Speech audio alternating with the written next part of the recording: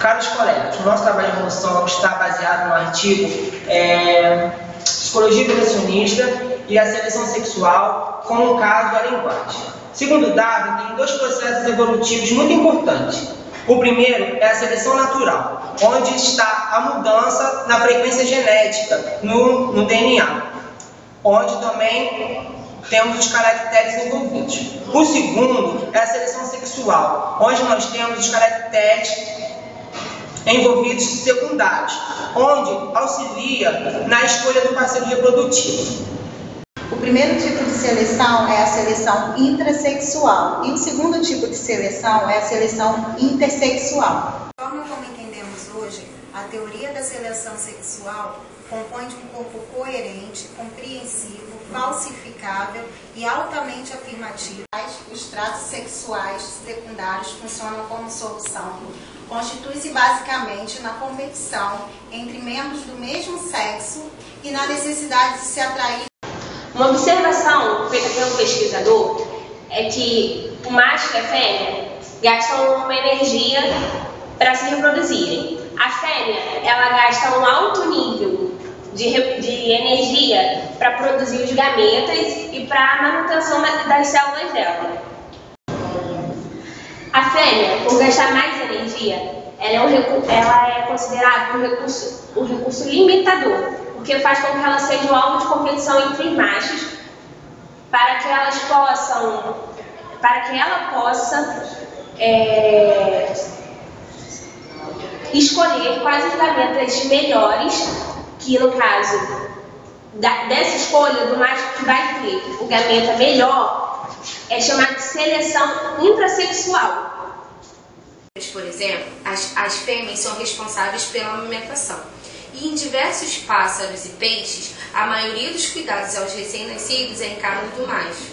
A seleção sexual não requer que o baixo nível de competição se correlacione positivamente com as fêmeas. Isso porque o investimento diferencial pode assumir outras formas.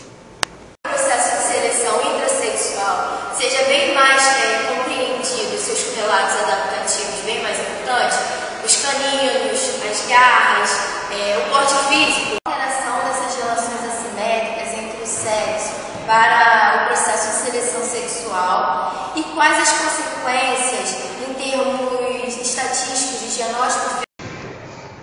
Conforme as questões anteriores informadas, para uma melhor compreensão da seleção intersexual de Fischer, vou dar algumas explicações. Com o processo evolucionário, Fischer descreve que as fêmeas, num processo de escolha, elas utilizam a parte fenótipa para poder escolher o seu melhor parceiro.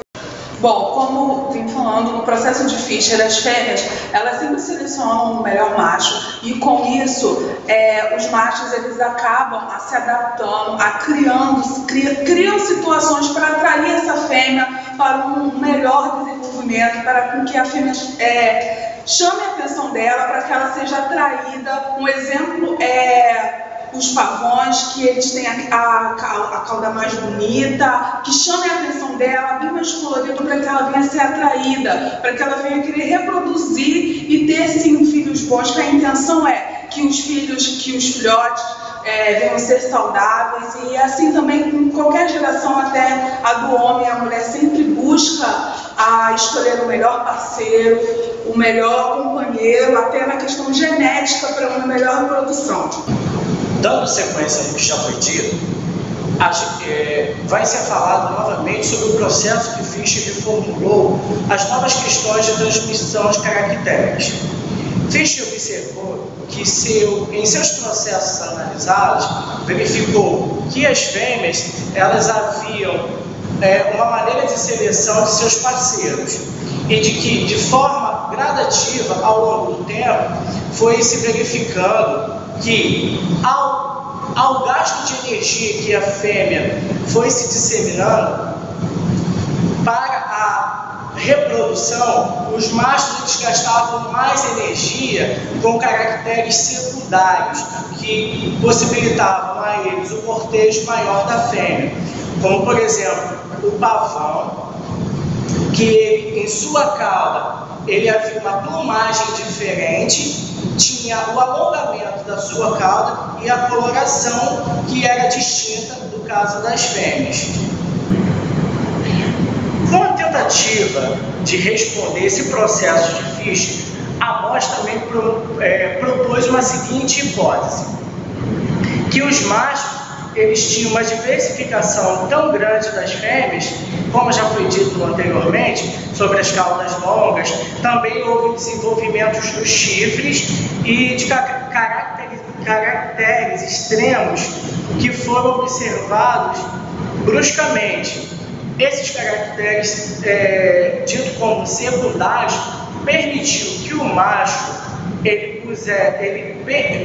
permitisse que o macho ele pudesse se expressar de maneira diferenciada das fêmeas, enquanto a fêmea, ela de maneira sutil, ela guardava energia para que ela pudesse escolher dos extremos entre os machos do mesmo bando, ela pudesse escolher aquele que com capacidades singulares de força, beleza e também pela composição de gerar os seus genes para o futuro da sua reprodução, para que a disseminação da sua espécie ela fosse gerada com os melhores genes possíveis.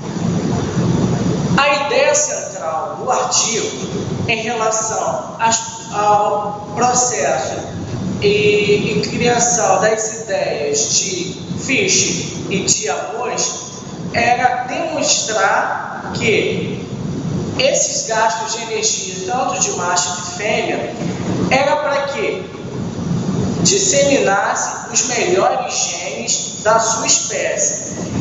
Essa ideia foi evidenciada de caracteres epigâmicos. São caracteres sexuais secundários que viabilizaram a melhor escolha dos mais adaptados e dos que os melhores pudessem ter o sucesso reprodutivo. Que isso não foi acidental, isso foi uma dinâmica evolucionária que ocorreu ao longo do tempo.